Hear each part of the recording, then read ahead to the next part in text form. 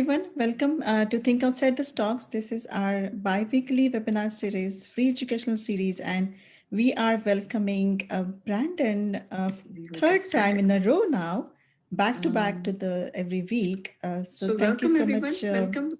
Oh This God, is our let's start it bi-weekly webinar again. series, free educational series, and It we goes are live on welcoming. Facebook and starts. All right. It wants to hear it again. I know. So Sorry. yeah, in this three-part series, we are talking about capital gain taxes and how we can save on that. So far, in two parts, we discussed, 1031 exchange, DST, opportunity zone, and today we are going to be talking about with live case studies. Brendan is going to explain about how you can calculate your taxes and how you can evaluate that what's the right choice for you. If it is 1031 opportunity zone, or even going ahead and putting your money in DSTs. We're going to talk about that. We're going to discuss in detail. If you have any case studies, please post it in the chat window. And for our audience on Facebook, please join us. I will be posting the link in the comments soon. So you can post your questions here in the Zoom window. So again, welcome back, Brandon. 3 weeks in a row. Back to back to back. No, Back it's to back to awesome. back. It's awesome to do it, and I hope we put a bow on it for folks tonight, and they can get a good feel for at least the starting point of which direction should I head down and do more homework on. Absolutely. Thank you so much. And welcome everyone. I am so glad to see your names being familiar, your familiar faces. Just love to have you back. I know it's a weekday. Sometimes it's tough to get here on time, but I really I'm grateful for you showing up. And so we can continue this very educational series ahead. I'm your host again. My name is Madhvi Nade Jain. I am the president and wealth strategist at Think Outside the Stocks. So let's go ahead and get started. I'm just gonna get started. Just a little bit intro, and we will jump completely. I'll hand it over to Brandon. So today, again, as we said, we're talking about how to choose between 1031 opportunities and Delaware Statutory Trust (DSTs). A disclaimer from our side: this is an information only and education purpose only webinars. We are not, financial advisors, CPAs, or tax attorneys or lawyers. So if you need to seek out any information, any advice, any counseling, please reach out to your team, your legal team, your tax team. So if you are, this is not any investment offering. If you're not offering anything here, if there is any investment offering, it will be through proper legal documents. And also note that we examples, and today we have a lot of examples, a ton of examples, right? So please note these examples, these are point in time. It depends on many factors. So each scenario will be different, and I think everybody understands that, but it's just nice to repeat that. Most of you by this time know about me. I am Madhvi Nade Jain, president of Think Outside the Stocks and Wealth Strategies as well. I use twofold approach to help my investors to get closer to their financial freedom. The first fold is to get your savings account in your bank, which is the lazy money in your bank accounts. Get that to work for you with Infinity Banking System, and have your the second fold is the investment to help you able to participate in real estate investments in a hassle-free approach with group, that is the syndicated investments, and just through education as well as bringing this investment opportunities which are thoroughly vetted by me with different syndication team across the country in the emerging market. So that's what I do with Think Outside the Stocks. In my previous life, I worked in IT industry about 16, 17 years, most of it with the top 5 consulting companies into project management. And in my real estate journey, I have, portfolio of single family, Airbnb, multifamily passive investments in syndicated investments, as well as active syndicated as well. But truly, I'm passionate about education, and that's why I'm here every other Thursday at 6 o'clock Central, bringing in new topics just to you can move towards your passive investment journey and financial freedom slowly, step by step. And our guest today is Brandon Brickman. He's from Inside 1031, and he leads their marketing and investment due diligence effort. And prior to Insight, he founded West Chapman and Co. It's to assist the clients to grow their business by gaining insight through data. And he worked with different clients from ranging from financial services to logistics to pharmaceuticals.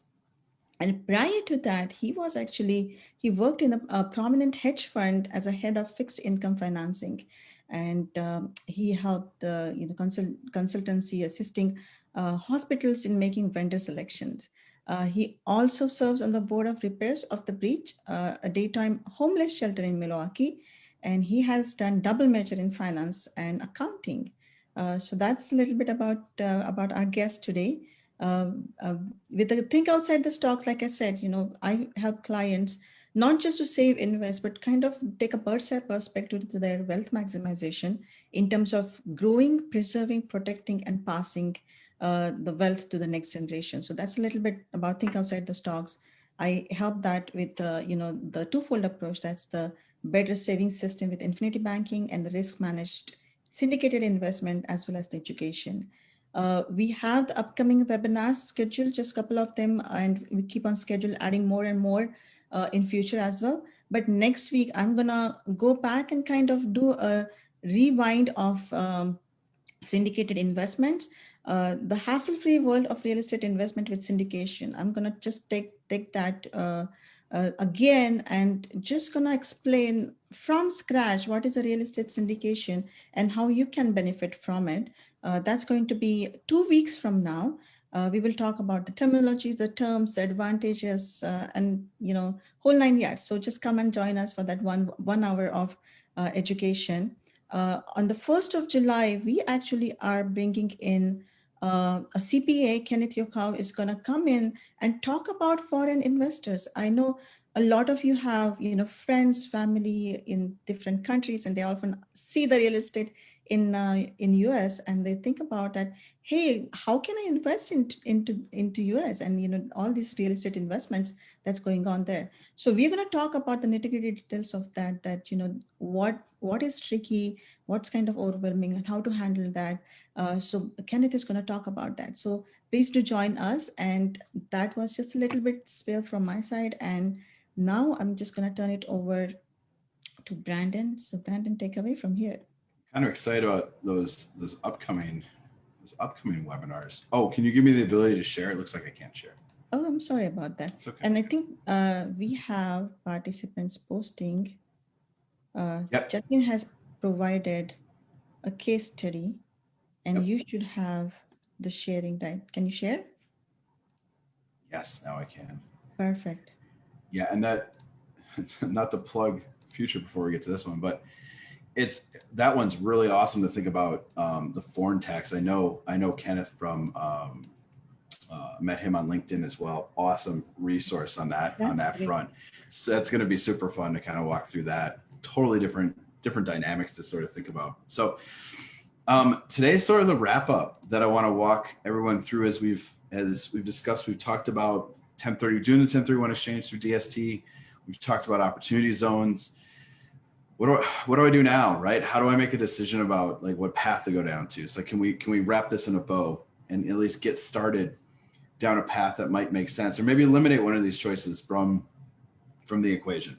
So that's the goal for today, is to kind of walk through how we think about this from maybe a top-down scenario, and what's out there in terms of tax that I'm going to owe potentially, and then to think about what tax I can defer and how that would work through each of these options. So we'll walk through it. This is the calculator. So let me take you through kind of how this will work. Every green cell is items that we enter. Everything else will be calculated for us. So most examples we look at do think about selling property. So you'll see that prominently in here. But my last example, I'll walk a little bit through, what if I'm not selling property? Because obviously opportunity zone is a play for that as well. Then we'll compare each one of these items to say, okay, if today I make this decision, what will that look like 10 years from now? Right? And so that's what this chart is going to kind of tell us as the output of that. What will I have in my account after 10 years? So there's a variety of assumptions for us to get there. I'm assuming some top end tax rates here. That may not be the case for everybody. So we're probably over assuming some tax there. We want to take that down for particular examples. And the other key point here on the assumptions is I'm using 8% as an annualized return for every investment option in here that's not a DST or not opportunity zone. Obviously, that can fluctuate a lot in terms of what you can expect in an annualized return, but we got to start somewhere and use some sort of benchmark. So I've been using 8. So again, 3 different options I want us to think about. One, what happens if I pay the tax, right? What will I owe? So when you sell property, there's really 2 types of big taxes that you owe. You're owing the capital gains tax, and there's a depreciation recapture as well that kind of sneaks in there on us that I think is sort of surprising for folks that the government kind of comes back to us and says, oh, wait a second, you know that you've been writing off every year that depreciation, we're actually going to want some of that back. So it's important to understand how much depreciation you have taken and that that's coming back as well when we think about the tax bill.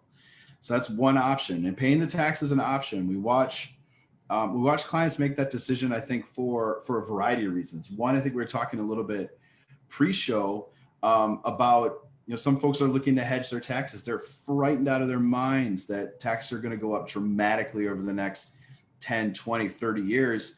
And they just want to get it off the table and pay it now. So we're watching folks make that decision and do that. We're watching folks make this decision when they have offset somewhere else that the tax bill isn't. They're like, you know what? I can handle that tax bill. I have offsets over here as losses. I'm fine. I can do that. So it's really, really important to sort of understand before we start going down this road of should I 1031 or do an opportunity zone? Gosh, I don't want to pay this tax.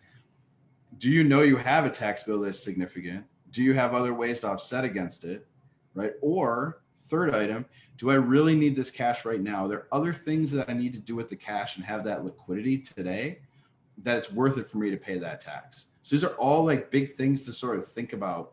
And they really start in this assumption bucket and thinking about what this means for you in terms of the tax on that sale. But also, as we talked about last time, like having a great CPA that understands investments and real estate, et cetera, is really going to help you understand, hey, what is my tax burden? So a lot to sort of think about there, but paying the tax isn't as, we rarely see our clients take that option, but we recommend it in some cases. We look at it and say, hey, look, this is not as bad as you may think it is. Or, you really consult with a CPA on that. And, some come back to us and say, you know what? I'm good. I'm going to actually pay the tax. So it's an option that I don't want us to maybe ignore as we're sort of thinking about this. The second option I'll take you guys through on the page. And let me know if this is too small. We can always make it bigger. The second option we can take through is sort of the 1031 plus DST. So we'll make some very, I would say, conservative estimates on the annual cash flow coming off of DST and what we'd expect is annual appreciation. We can play with those. But there's important items to remember here when we're thinking about this. One, we are going to have some taxes on cash flow. And this is a very conservative estimate as well. A lot of DST deals we see have offsets in them, but it is on a deal by deal basis. So to make our life easier, I am assuming probably more tax we pay on cash flow here than we normally would. But again, there's no tax on the growth of the investment if we're doing another 1031 exchange again, right? So this option implies that we're continuing to do exchanges and continuing to roll this after 10 years. And then the third option I want to walk you guys through too, for you to consider how the mechanics work here, is the opportunity zone. So in the opportunity zone option, I'm assuming that we're going to invest the gain into that investment. That's what we need to invest to defer that tax. If you remember from our first episode, to kick that tax down the road to year 7, that's what we need to invest in year 1. Is just that gain. So in some cases that will leave us with more money to invest elsewhere. And I'm applying the 8% to that as well. To say, okay, I can actually split this. I can take my gain and invest in opportunity zone. I can take the rest and invest it in something else. And let's assume that that's 8%. So we're putting those two things together to get really a total of the value that will come out of that. Also important to remember here in year 7, yes, you do have to pay the tax in 2026. And so we are including that number in the equations as well. So that's sort of how the calculator works. And again, in this model, we'll plug some options in, put some of your case studies in as we get to that. But I have 4 that I want to sort of walk through and show you how they sort themselves out. and then take some questions on that. The first one, is this big enough? Should I make this bigger? Yeah, it's big enough. Maybe a little bit bigger will be helpful. This is good. This is perfect. Okay, great. Oh, I didn't say the disclaimer. My disclaimer, I am an investment advisor. However, I am not a tax or legal guy. And this is illustrative. It's hypothetical. It's for information only. Investments involve risk. You can lose money. Disclaimer. Good. In this assumption, I'm assuming this is probably the easiest and most vanilla sort of assumption that I'm assuming here. So I'm assuming that we're selling an investment for $1 million. I'm assuming that we purchased that for $500K. I'm assuming that we've taken $300K worth of depreciation. I'm also assuming that there's no debt. So it's probably the cleanest example that I can possibly give here. So the depreciation lowers our cost basis, right? And then we're left with this as a capital gain on the transaction. So again, I'm kind of giving it away. I'm kind of cutting to the chase here in the chart, but we can see there's a substantial difference here between paying the tax and not paying the tax for sure. There's a substantial difference between paying the tax and utilizing opportunity zones. It's a huge difference. And a couple things that are driving that in this example really is some of the assumptions on returns. So we are assuming a 10% IRR on opportunity zones, right? So that's about what we've seen from these investments in estimation. If we wanted to be more conservative, we would take that down to 8 and see what that looks like to be consistent. Even if we take it down to 8, you can see we're still in a position where the opportunity zone looks like a pretty darn good option in that equation. It actually beats out 1031 and DST. And I think the reason that we're seeing that is some of these really conservative estimates that we are seeing on DST returns. We kind of alluded to that last week a bit as we started to talk about what it means to look at some syndication tick options as potential sources for more economics in this equation. So, I mean, to assume an average annual appreciation of 2.5%, I mean, that's historic inflation that we're sort of assuming there, which we know hasn't been the case in appreciation over the last decade or so, right? So in some cases, hey, maybe we get a little bit more aggressive and say that should be 4, right? So if we start to drive that number a little bit and thinking about the return that you can get out of the 1031 exchange, it starts to kind of level out with what we're looking at in terms of opportunity zones. So I think the decision for folks when it comes to this scenario where you're coming to it with, I've sold property, I don't really have debt on that property, I have a bit of depreciation that I've taken on it, not all of it. You have a variety of options. Obviously, in this scenario, paying the tax is the least economically advantageous option that you're looking at, for sure. But if we're finding better options, I don't think opportunity zone is necessarily a slam dunk for us. However, what we've seen for clients is they say, hey, I would really like to defer this tax, but I have something else that I'd really like to invest in that's not eligible for 1031. Can we make that happen? And that's where opportunity zone gets really interesting, because I can start to split and divide that capital, right? I can put some of that, I can put that gain against the opportunity zone, get that deferral, but I can still look back and say, hey, there's this great investment opportunity I can have over here.